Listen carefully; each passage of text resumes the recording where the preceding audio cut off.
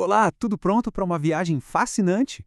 Hoje a gente vai mergulhar a fundo para conhecer os animais mais simples do planeta e depois descobrir os blocos de construção que dão origem a toda a vida complexa. Preparados? Então, vamos lá! Para começar, já lança um desafio. Dá para imaginar um animal que vive e se desenvolve sem ter boca, estômago ou até mesmo um cérebro? Parece coisa de ficção científica, não é? Mas olha, essa criatura não só existe, como está por aí.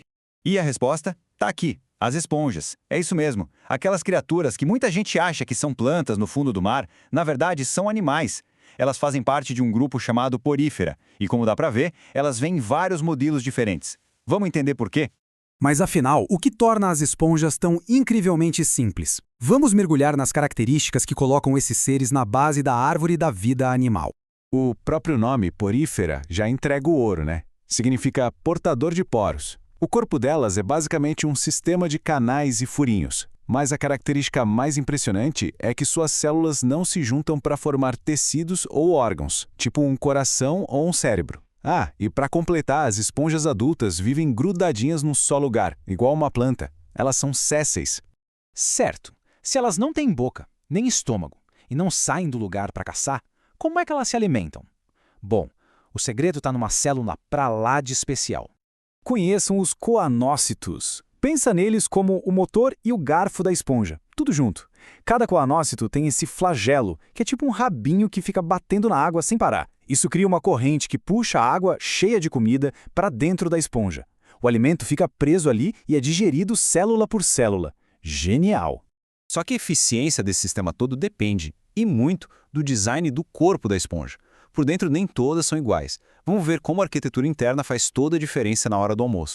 Primeiro a gente tem o tipo asconoide, que é o design mais básico. Imagina uma cabaninha com um cômodo só. A água passa por uma parede de coanócitos, mas o espaço é pequeno. Depois vem o tipo ciconoide, que já é um pouco mais elaborado, com umas dobras a mais, como se a cabana ganhasse uns corredores. Isso já dá uma melhorada.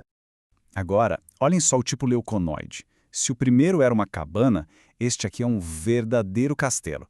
A estrutura interna é um labirinto cheio de câmaras e passagens. E é essa complexidade que se torna o seu grande superpoder. E aqui a gente entende o porquê. Com mais dobras e câmaras, o tipo leuconoide aumenta absurdamente a área de superfície interna.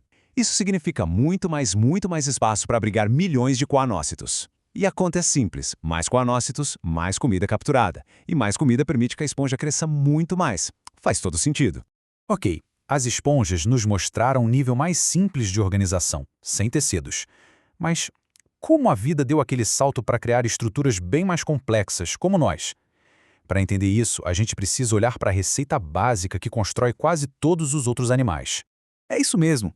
Parece loucura, mas toda a complexidade de um ser vivo com seus órgãos e sistemas começa a partir de uma única e minúscula célula.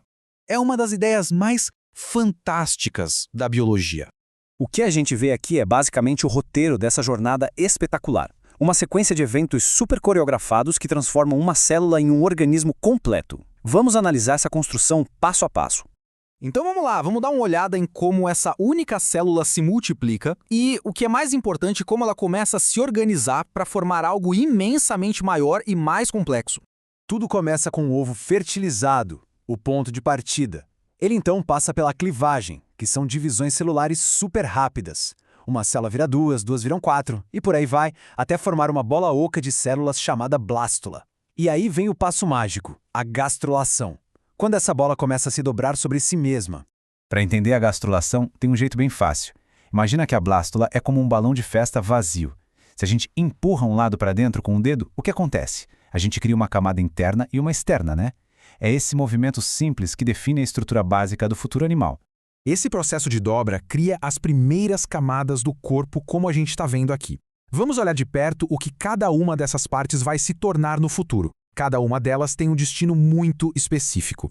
A cavidade interna, indicada pelo número 1, é o arquêntero. Pensa nele como se fosse o primeiro rascunho do nosso sistema digestivo, o primeiro tubo que se forma no corpo. O espaço indicado pelo número 2 é o celoma. Essa vai ser a futura cavidade do corpo, sabe? Aquele lugar seguro onde órgãos como o coração e os pulmões vão ficar bem guardadinhos. E, finalmente, a estrutura 3 é a notocorda.